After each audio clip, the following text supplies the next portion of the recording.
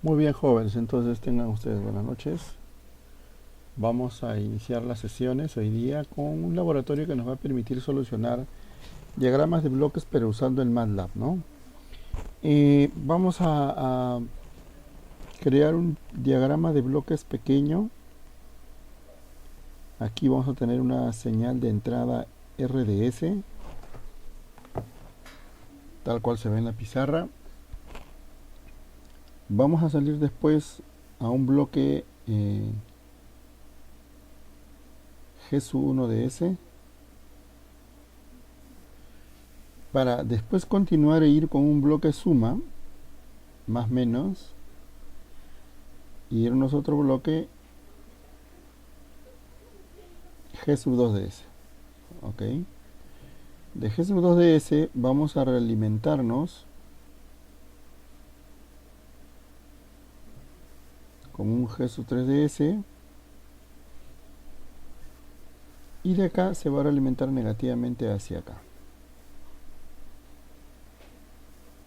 ¿Ok? Vamos a suponer que tenemos este diagrama de bloques donde G1DS es igual a S más 1 sobre S, G2DS, a ver aquí, vamos a borrar esto, G2DS es igual a S sobre S cuadrado menos S más 1, y finalmente G3DS es igual a 2. ¿Ok? Tenemos este diagrama de bloques y queremos de alguna manera minimizarlo, ¿no? Vamos a tener que minimizarlo. Entonces, ¿cuáles serían las soluciones para poder minimizar este diagrama de bloques, ¿no? Entonces, lo que tenemos que hacer básicamente es utilizar, pues, ¿no?, las funciones serial. Son unas funciones que en el MATLAB ya están descritas, ¿no es cierto? Y además nos van a permitir a nosotros eliminar esto sin tener que usar mucho cálculo matemático. Por ejemplo, aquí nosotros podemos ver en azul, si nosotros eliminamos esto por un bloque denominado, por ejemplo, G sub A de S, entonces el diagrama de bloques sería minimizado a lo que viene a continuación, ¿no? Si nosotros llamamos eso G sub A de S, podríamos tener ahora un bloque más pequeño, donde aquí ahora tenemos G sub 1 de S, y en vez de tener todo este bloque de realimentación negativa, tendríamos un bloque denominado G sub A de S. Ok, y ahora salimos hacia este lado de acá. Muy bien, y si ahora nosotros eliminamos esto que está aquí y lo llamamos, por ejemplo, G sub S de S, es decir, dos bloques en serie se pueden minimizar en uno solo, claro, ya lo hemos dicho en la clase de teoría, se pueden multiplicar los bloques y vamos a tener finalmente el resultado. Si minimizamos eso, sería algo más o menos así, ¿no? Aquí habría un G de S,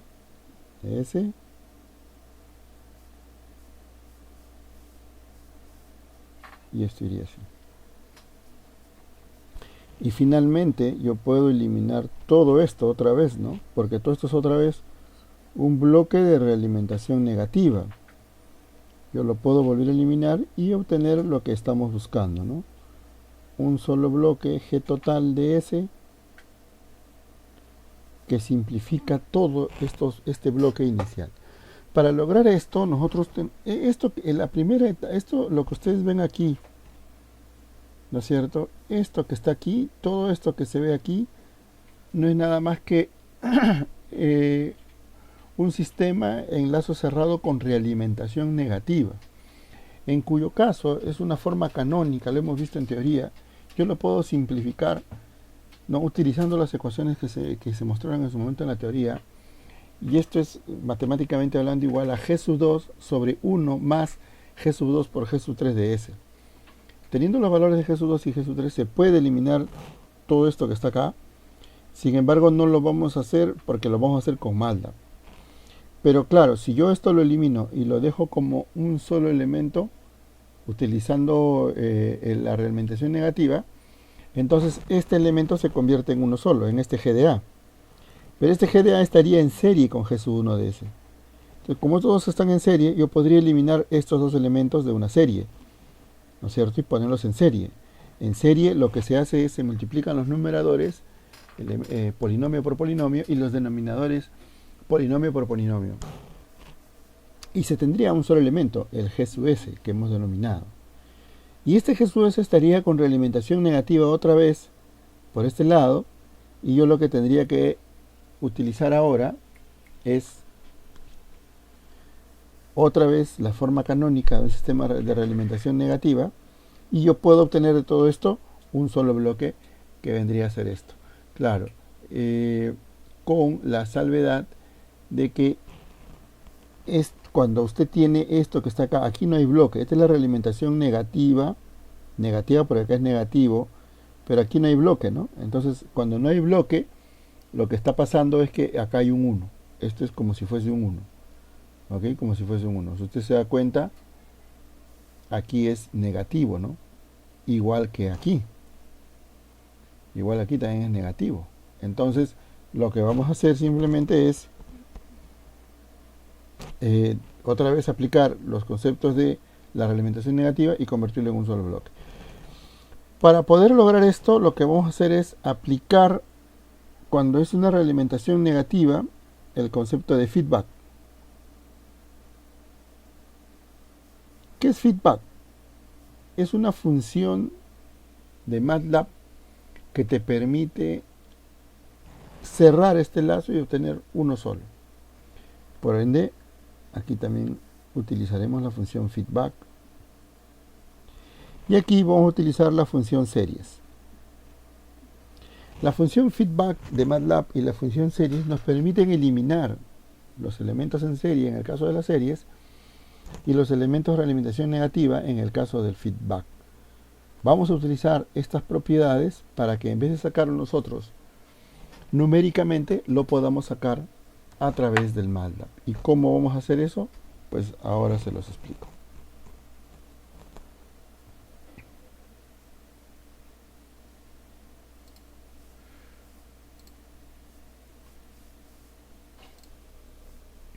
Muy bien, jóvenes, vamos a continuar. Entonces vamos a hacer ahora el programa. Y para realizar el programa vamos a colocar las primeras clases aquí en el archivo .m. Serían clear all, close all y clc. No se olviden, esto es borrar variables, borra variables, cierra ventanas emergentes, cierra ventanas emergentes, y el último es limpiar pantalla, ¿no? Limpiar pantalla, listo, ya está. Ahora vamos a crear la primera función de transferencia, que es s más 1 sobre s. No se olviden que tenemos que crear un numerador y un denominador, ¿ok? Que en este caso lo he denominado num1 y den1. Y al final vamos a tener la primera función de transferencia, que la voy a denominar g sub 1. Entonces el numerador 1 es igual a s más 1. Eso es equivalente en MATLAB a un 1 espacio 1. Recuerden que nosotros tenemos que crear funciones de transferencia en MATLAB utilizando, bueno, primero que nada los corchetes, y dentro de las corcheas vamos a colocar el polinomio completo y ordenado, desde el mayor orden hasta el término independiente, y solo se van a colocar los coeficientes, ¿no es cierto? Como este es s más 1, el coeficiente de s es 1 y el término independiente es 1. Y aquí está. En el denominador ahora tenemos simplemente un s. Bueno, esto tiene un término independiente, claro que no se ve porque es el 0. Entonces aquí en el denominador 1 tendríamos un 1, que es el coeficiente de S. Ok, acá hay un 1 y sería un 0, ¿no? Y un 0. Y con eso estamos creando el denominador 1. Para poder combinar con esto, vamos a crear la función de transferencia con TF, transfer function, del num1, den 1 y cerramos paréntesis. Yo quiero mostrar este resultado en pantalla, entonces no le pongo punto y coma para verlo en la ventana de comandos. Ahora voy a crear el num2, el den2, el denominador 2 y la función de transferencia g2.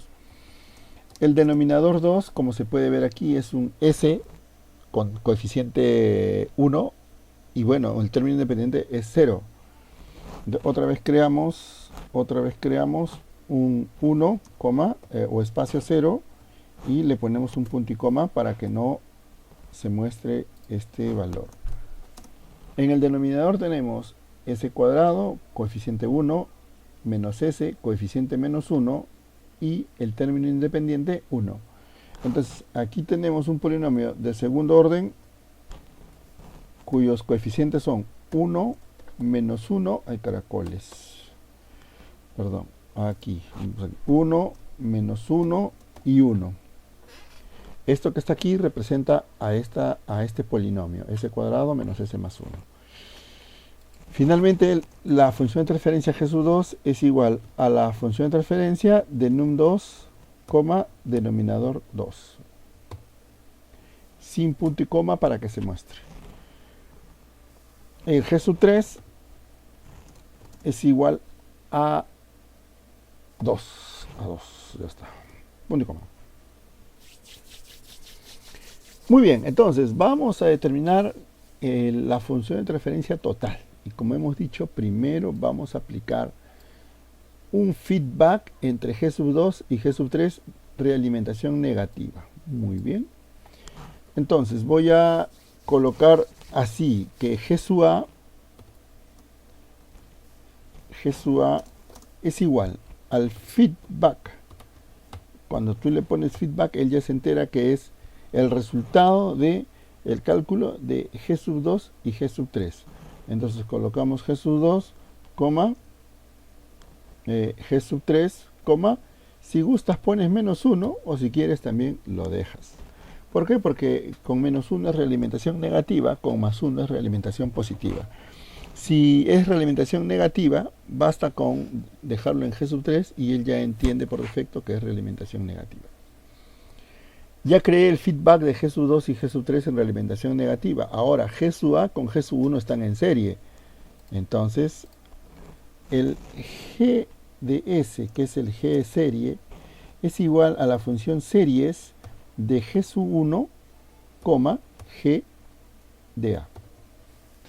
No le pongo punto y coma porque quiero mostrar ese resultado. Finalmente, el g total vendría a ser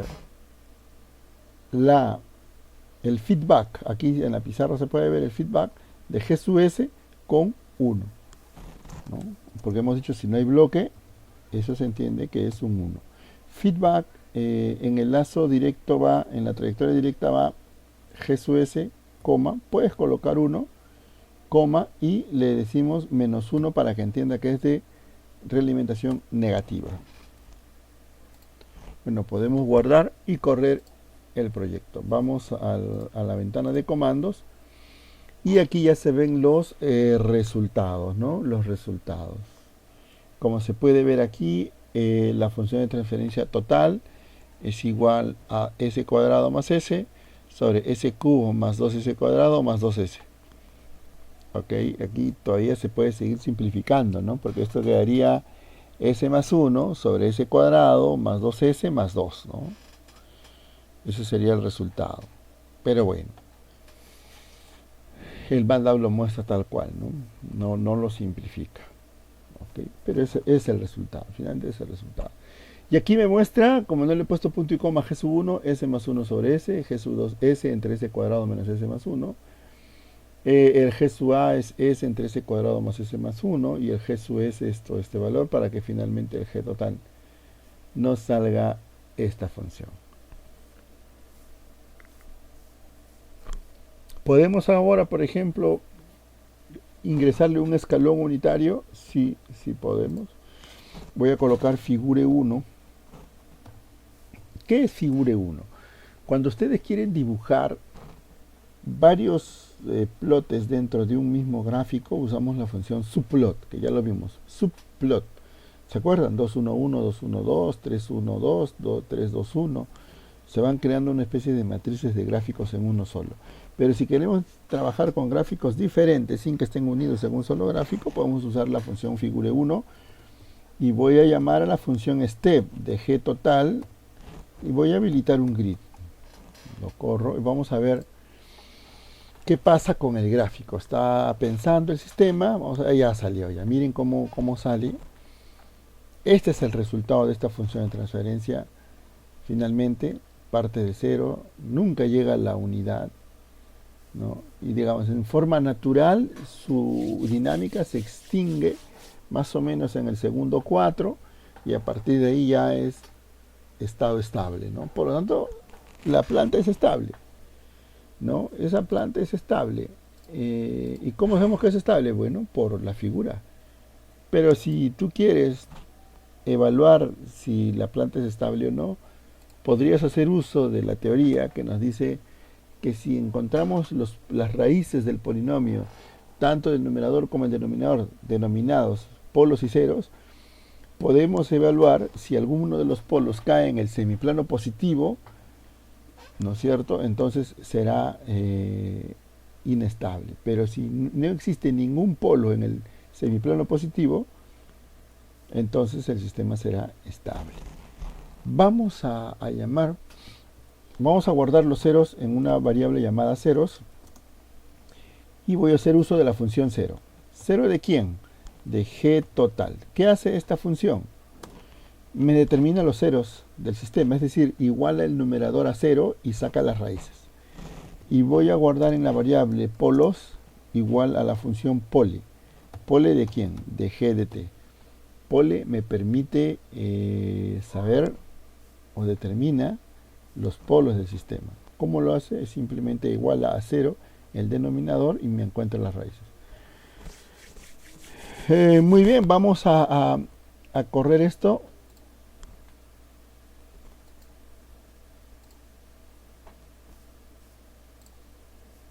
Ya volvió a salir el gráfico, pero quiero ver los resultados. Aquí evidentemente los ceros, si uno evalúa pues la gráfica, o mejor dicho, vamos a sacar, bueno, vamos a ver el mismo MATLAB porque aquí tenemos los resultados. Si usted iguala el numerador a cero, las raíces de esta ecuación vienen a ser los ceros. Y en este caso serían el 0 y el menos 1. Claro, si usted reemplaza a s por menos 1, acá habría 1 más menos 1 sale 0. Y si pongo un 0 a s, entonces también esto cumple con las raíces de los ceros, ¿no? Entonces, los ceros en esta función de referencia son 0 y menos 1. Pero lo importante para saber si el sistema es estable o inestable es determinar los polos. Entonces, los polos se determinan, aquí se puede ver, en el punto 0, igual que acá arriba, hay un polo. En el punto menos 1 más 1 hay otro polo. Y en el punto menos 1 hay otro polo. O sea, son polos conjugados, ¿no? Uno está arriba y otro está abajo. Pero en ninguno de los casos estos polos están en el semiplano positivo, ¿no? Entonces, si yo quiero verlo en una gráfica, yo puedo crear ahora una figure 2. Una figure 2. Y puedo entonces llamar la función pzmap. ¿De quién? De la función de transferencia total. Pzmap es una función que me grafica los polos y ceros, al igual que la función escalón. Vamos a correr.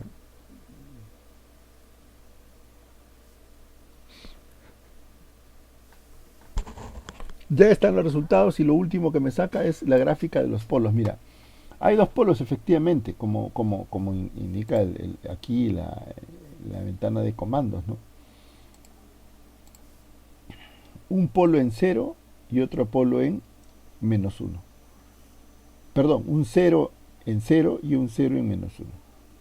Y los polos son los que están con X. Hay 3, acá hay uno, sino que no se nota muy bien. Acá hay otro y acá hay otro. Tenemos entonces un polo en el mismo 0, otro polo en -1,1 y otro polo en -1, -1. Están equidistantes, ¿no? Están equidistantes. Entonces la función pzmap me ayuda a reforzar mis conceptos de estabilidad de las funciones de transferencia, ¿no? Hemos hecho entonces un ejercicio con las funciones serial, parallel, feedback, pzmap para hallar los polos y ceros, y con esto nos ayudaría a determinar cualquier otro problema similar que se te presente en el caso de resolver soluciones con diagramas de bloques, ¿no? O minimizar los diagramas de bloques. Muchas gracias.